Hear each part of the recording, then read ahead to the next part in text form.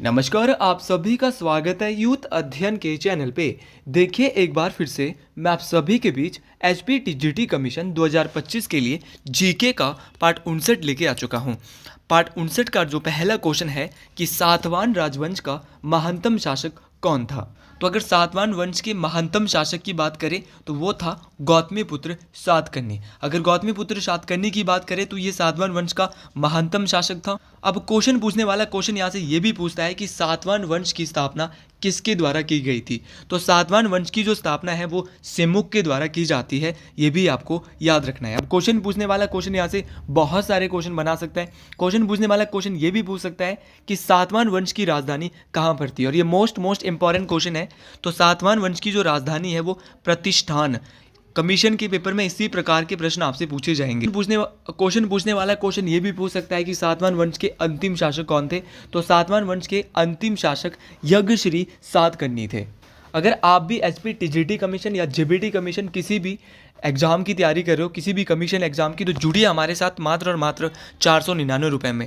हम दे रहे हैं आपको लाइव प्लस। अगर आप लाइव नहीं दे सकते तो सेम रिकॉर्डेड क्लासेज आपको मिलने वाली है। तो live plus as it is recorded classes आपको मिलने वाली है, और साथ आपको एवरी सैटरडे इसमें वीकली टेस्ट रहने वाला है। और 11 से जो 12 सब्जेक्ट कमीशन के एग्जाम में रहते हैं वो सभी सब्जेक्ट यहाँ पर आपको पढ़ाए जा रहे हैं। तो आप जुड़ सकते हैं अगर आप हमारे साथ जुड़ना चाहते हैं।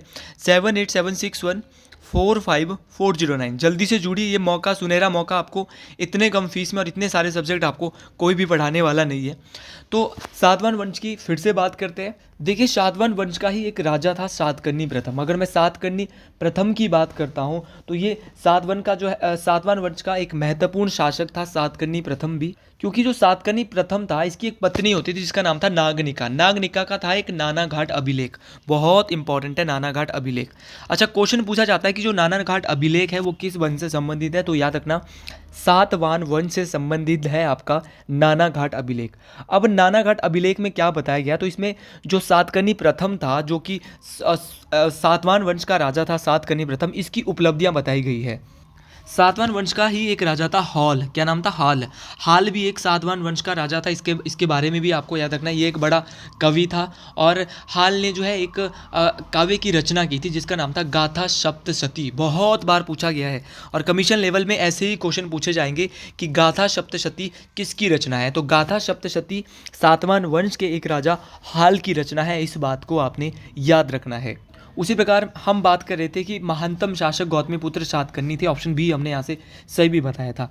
क्या आपको इनके बारे में पता है इन्होंने क्या किया था? तो जो नासिक के उस समय जो शक शासक होते थे, तो नासिक के शक शासक होते थे एक नहपान को हराया था। तो शक शासक नहपान को किस सातवान वंश के राजा के द्वारा हराया गया था? तो गौतमीपुत्र सातकर्णी ने इनको हराया था। और ये हमें कहाँ से पता चला है? तो इनके एक जोगल थम्बी महाराष्ट्र से जो है वहाँ पर 8,000 सिक्के प्राप्त हुए थे, जहाँ से ये पता चला है कि नहपान के साथ भी इनका कभी युद्ध भी हुआ था। अंतिम शासक जो थे सातवान वंश के, वो थे यज्ञश्री सातकर्णी। यज्ञश्री सातकर्णी अंतिम शासक थे।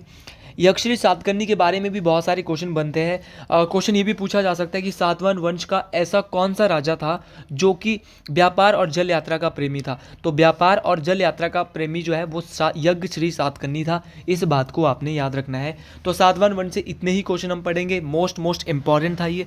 यहाँ से परीक्षाओं में बहुत सारे क्वेश्चन बन सकते हैं। अगले क्वेश्चन की ओर जाते हैं कि किस दिल्ली सुल्तान ने तुगलकाबाद शहर का निर्माण किया था। तो दिल्ली का सुल्तान जिसने तुगलकाबाद शहर बनाया, तो वो बनाया था ग्यासुद्दीन तुगलक ने। ऑप्शन ए यहाँ से बिल्कुल सही हो जाएगा। ज़्यादा लंबा कार्यकाल इनका नहीं था। 1320 ईस्वी से 1325 तक, बहुत कम था। 20 से 25 इनका कार्यकाल था। इस बात को आपने याद रखना है। देखिए, अगर मैं तुगलक वंश की बात करता हूँ, क्योंकि ग्यासुद्दीन तुगलक भी तुगलक वंश का ही राजा था और ये तुगलक वंश का संस्थापक भी था। इस बात को आपने याद रखना है कि तुगलक वंश का संस्थापक कौन था। तो तुगलक वंश का संस्थापक ग्यासुद्दीन तुगलक था। देखिए, अगर मैं ग्यासुद्दीन तुगलक की बात करता हूँ तो इसका जो मूल नाम था, मूल नाम होता है नॉर्मल जो आपका जैसे मूल नाम होता है, तो इसका मूल नाम गाजी तुगलक था। तो सीधा क्वेश्चन आता है तुगलक वंश के ऐसे राजा जिनको गाजी तुगलक के नाम से भी जाना जाता है, तो वो थे ग्यासुद्दीन तुगलक। अच्छा, ग्यासुद्दीन तुगलक ने खिलजी वंश के अंतिम राजा को हराया था और खिलजी वंश की समाप्ति करके भारत में जो है वो तुगलक वंश की नींव रखी थी। अगर बात करें मोहम्मद बिन तुगलक की, मोहम्मद बिन तुगलक भी ऑप्शन में दिया है, तो क्वेश्चन तो यहाँ से भी बन सकता है। गयासुद्दीन तुगलक के अलावा मोहम्मद बिन तुगलक की अगर बात करें तो इनका कार्यकाल थोड़ा लंबा था, 1325 से 1351 तक, 1325 से 1351 तक ये इनका कार्यकाल था। और इनको ना जोना खान और उलुग खान, बहुत बार ये पूछा गया है कि तुगलक वंश के ऐसे राजा जिनको उलुग खान के नाम से भी जाना जाता था, उलुग खान और जोना खान, दोनों बातें याद रखनी है। तो उलुग खान और जोना खान के नाम से मोहम्मद बिन तुगलक को जाना जाता था, ये भी मोस्ट इंपॉर्टेंट है। अच्छा, मोहम्मद बिन तुगलक की अगर बात करें तो इनके द्वारा ही अपनी राजधानी दिल्ली से दौलताबाद ट्रांसफ़र की गई, स्थानांतरित की गई। तो तुगलक वंश के ऐसे राजा जिन्होंने अपनी राजधानी दिल्ली से कहाँ ले गए, दिल्ली से दौलताबाद, अब देखो स्थानांतरित की। हमेशा मैं आपको वही क्वेश्चन नहीं पढ़ा सकता कि सौर मंडल है, सौर मंडल में 8 ग्रह है, उसमें सबसे बड़ा कौन सा है भाई, ऐसे क्वेश्चन भी कमीशन में आते हैं। तो अगर आपको कमीशन की प्रिपरेशन करनी है तो आपको ऐसे ही क्वेश्चन पढ़ने पड़ेंगे, तब जाके बात बनेगी। और ये इसने राजधानी कब स्थानांतरित की, तो 1327 में।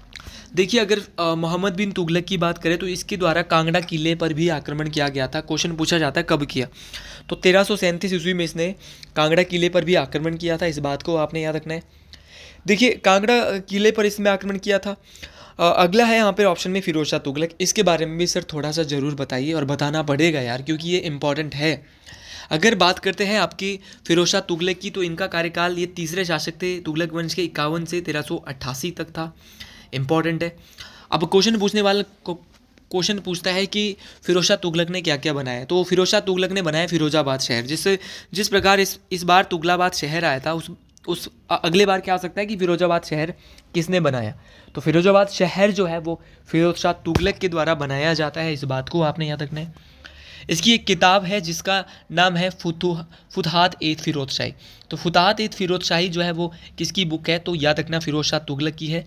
और इसके जो दरबारी कवि है उनका नाम है जियाउद्दीन वर्तो। तो याद रखना है, जियाउद्दीन वर्तो जो है वो किसके दरबारी कवि थे, तो ये थे फिरोज शाह तुगलक के। तो ये सारे क्वेश्चन मोस्ट इंपॉर्टेंट है। अगले क्वेश्चन की ओर बढ़ते हैं। देखो, जितने भी क्वेश्चन मैं आपसे करा रहा हूँ थोड़ा डिटेल में करा रहा हूँ, क्योंकि डिटेल में ही करना पड़ेगा। अगर आप डिटेल में नहीं करेंगे तो चीज़ें पता नहीं चलेगी। और अगर आप हमारी बैचेज में ज्वाइन कर रहे हो तो वहाँ पर तो और डिटेल से, इंपॉर्टेंट तरीके से, हर एक टीचर के द्वारा, ये नहीं कि वहाँ पे जीके पढ़ाया जा रहा है और एक ही टीचर आपको पढ़ाने वाला है। अलग अलग स्टाफ है आपके लिए, बहुत अच्छा स्टाफ है, अनुभवी स्टाफ है। तो आप ज़रूर एक बार 499 रुपये देकर एनरोल ज़रूर करें, ताकि आपको पता चल सके कि एक महीने में जब आप 499 देंगे कैसा पढ़ाया, उसके बाद आप खुद देखना कि आपको बैच कितना अच्छा लगे। अगला क्वेश्चन बोल रहा है कि निम्न में से कौन अकबर के दरबार में 9 रत्न में नहीं था। तो देखिए, अकबर के दरबार में जो 9 रत्न में नहीं था वो कौन था। तो सबसे पहले तो हम 9 रत्नों के बारे में जानते हैं। जब 9 रत्नों का आपको पता चलेगा तो आपको ये भी पता चल जाएगा कि कौन नहीं था। तो बीरबल तो था, बीरबल भी था, मियाँ तानसेन था, याद रखना है मियाँ तानसेन के अलावा अबुल फजल भी था, फेजी था, राजा मानसिंह था, राजा टोडरमल था, मुल्ला द व्याजा था, फ़कीर हुमाम था, अजयुद्दीन और आपका अब्दुल रहीम खाना था, अबुल फजल भी था। अकबर जो है वो नामा जिसके द्वारा लिखी गई अबुल फजल। तो अमीर खुसरो नहीं था, अमीर खुसरो शायद नहीं था। तो कौन कौन थे, बीरबल एक, मियाँ टोपिया दो, तानसेन, अबुल फजल, फेजी, मानसिंह, राजा टोडरमल, मुल्ला दो प्याजा, फ़कीर, अजाउद्दीन और कौन था, अब्दुल रहीम खाना। तो ये 9 लोग थे भाई। तो जो आपका अबुल फजल है वो इसके 9 रत्नों में नहीं आता था, लेकिन अबुल फजल के द्वारा अकबरनामा, याद रखना है, अकबरनामा अबुल फजल आता था भाई, अबुल फजल तो आता था, कौन नहीं आता था, अमीर खुसरो नहीं था। अगर अबुल फजल की बात करें, ये इसके 9 रत्नों में आता था। इसके द्वारा जो है वो अकबरनामा और आईने अकबरी के जो रचयिता है वो कौन है, अबुल फजल है। अच्छा, फेजी कौन था, फेजी भी इसके 9 रत्नों में आता था। तो फेजी जो है वो भाई था अबुल फजल का, इस बात को भी आपने याद रखना है, ये भी मोस्ट इंपॉर्टेंट बात है। अब बात अकबर की हो रही थी, अकबर के बारे में जानते हैं। अकबर का जो शासनकाल था वो 1556 से 1605 था। शुरू कैसे हुआ, इसने पानीपत की दूसरी लड़ाई में हेमू को अकबर ने हराया था, हेमू विक्रमादित्य को जिसको कहते हैं, और उसकी गर्दन को जो है वो धड़ से उड़ाया था। इस बात को आपने याद रखना है, ये मोस्ट इंपॉर्टेंट चीज़ है, ये सारी बातें आपको याद रखनी है। अब भैया आपने याद रखना है कि इसका जन्म कब हुआ था अकबर का। तो अकबर का जन्म 15 अक्टूबर 1942 कब हुआ था, 15 अक्टूबर 1942 को इसका जन्म होता है। और क्या क्या किया था अकबर ने अपने कार्यकाल के दौरान? इसने 1562 में सबसे पहले दास प्रथा का अंत किया था, जिसके लिए मैंने एक ट्रिक आपको दिया है, हमेशा देता हूँ, दातीज। क्या ट्रिक है? दातीज। दा से बनेगा दास प्रथा का अंत, ती से बनेगा तीर्थ यात्रा कर की समाप्ति। तो तीर्थ यात्रा कर की समाप्ति 1563 में की जाती है और साथ में 1564 में इसके द्वारा जजिया कर को समाप्त किया जाता है। तो देखो भाई, कमीशन की तैयारी करने में जुट जाओ, कमीशन बहुत जल्दी आपके बीच आने वाला है। तो 1562 में दास प्रथा का अंत, 1563 में तीर्थ यात्रा कर की समाप्ति, 1564 में जो है जजिया कर को समाप्त किया। अच्छा, 1571 में इसने फतेहपुर सीकरी की स्थापना की थी। स्थापना करने के बाद इसको राजधानी बनाया। फतेहपुर सीकरी में ही इसने गुजरात विजय पर बुलंद दरवाज़ा, तो बुलंद दरवाज़ा भी इसी के द्वारा बनाया गया। जामा मस्जिद जो है फतेहपुर सीकरी में, वो भी अकबर ने बनाई। और फतेहपुर सीकरी में ही पंचमहल का जो निर्माण है वो भी अकबर के द्वारा ही करवाया गया।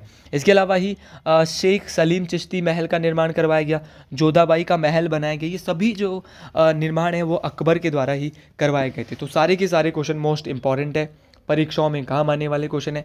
तो एक एक क्वेश्चन को आप बहुत डिटेल से पढ़े, अच्छे से पढ़े। अगला क्वेश्चन बहुत इंपॉर्टेंट क्वेश्चन और परीक्षाओं में आने वाला क्वेश्चन है कि हड़प नीति के साथ किसका नाम जुड़ा हुआ है। मेहनत आपको करनी पड़ेगी। देखो, अगर मैं खुद का बताऊं तो सुबह से मेरी 8:30 से क्लासेज होती है, 8:30 से क्लासेज होती है और अभी हम 6:30 पे जाके फ्री होता है। तो अगर आप भी हमारे बैचेस के साथ जुड़ना चाहते हैं तो जुड़ सकते हैं। और उसके बाद हमारी वीडियो का कंटेंट, ये वीडियोज़ बनती है, बीच बीच में मैं इसके लिए कंटेंट इकट्ठा करता रहता हूँ रात रात को बैठ के। तो ये कोई आसान बात नहीं है, आपको लिए इतनी मेहनत की जा रही है, तो आप इस वीडियोस को ज़्यादा से ज़्यादा लोगों तक शेयर करें ताकि ज़्यादा से ज़्यादा लोगों तक ये चीज़ पहुंच सके कि 499 रुपये में भी टोटल सब्जेक्ट पढ़ाए जा रहे हैं। पैसा कमाना कोई भी लक्ष्य नहीं है, लक्ष्य है तो एक हिमाचल प्रदेश के अंदर ज़्यादा से ज़्यादा सिलेक्शन देना। तो याद रखना, और कम पैसों में लोगों को पढ़ाना, और ऐसे लोग जो ज़्यादा बड़ी फीस ऑफर नहीं कर सकते, भर नहीं सकते, उनके लिए ये बैच को लाना, ये मेरा सबसे बड़ा लक्ष्य है इस चैनल को बनाने का।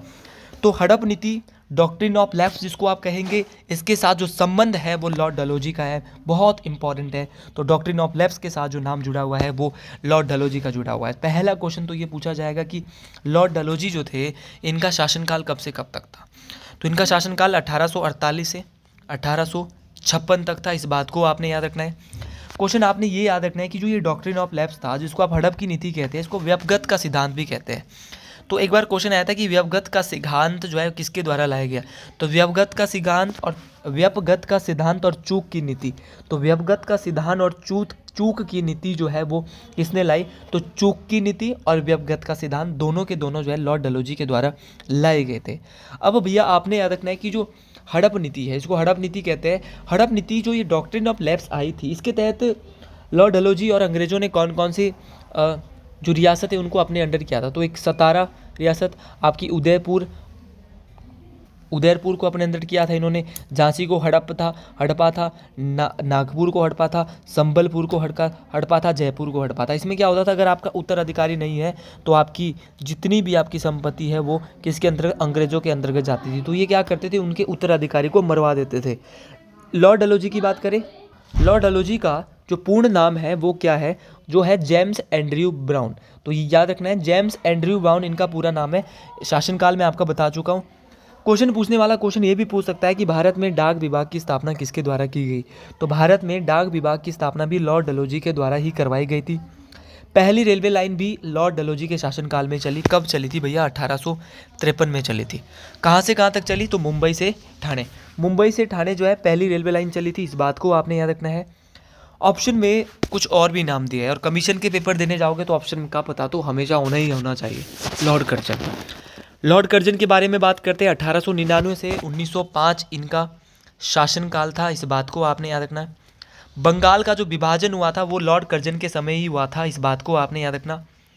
जॉर्ज नेथनियल कर्जन इनका पूरा नाम था, और इनके समय में ही 20 जुलाई 1905 को बंगाल विभाजन हुआ था। इस बात को आपने याद रखना। और इनके द्वारा एक नीति लाई गई थी, और वो नीति थी फूट डालो और राज करो।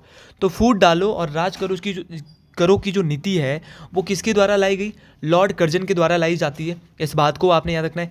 ऑप्शन में नाम एक और दिया है, लॉर्ड कॉर्नवालिस। लॉर्ड कॉर्नवालिस की बात करते हैं। लॉर्ड कॉर्नवालिस का जो कार्यकाल था वो 1786 से 1793 तक था।